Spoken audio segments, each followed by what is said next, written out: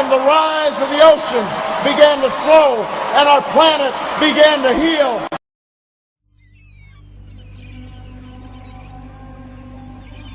I, John, was on the island that is called Patmos.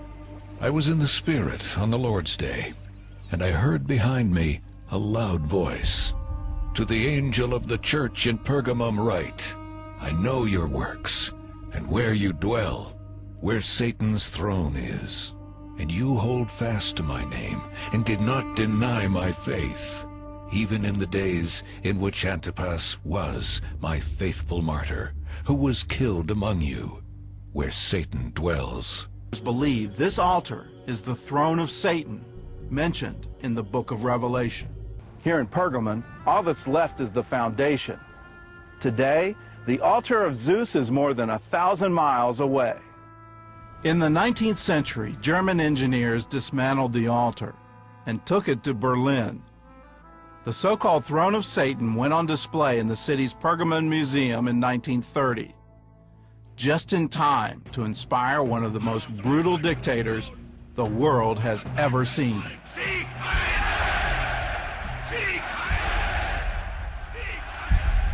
This is Obama's stage at the Democratic Nominating Convention in Denver in 2008, designed to look like a Greek temple. It's strange enough that Obama made a temple his stage, a place of worship, but Obama's nomination temple appears to be modeled after the Pergamon altar, a special place.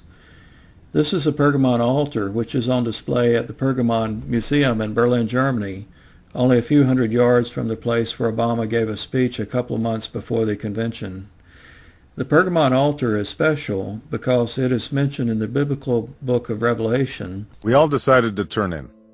The bunks were narrow, but the sheets were cool and inviting, and I stayed up late listening to the trembling rhythm of the train and the even breaths of my brothers, and thinking about the stories of our grandfather. It had all started with him, Alma had said. That sounded right somehow.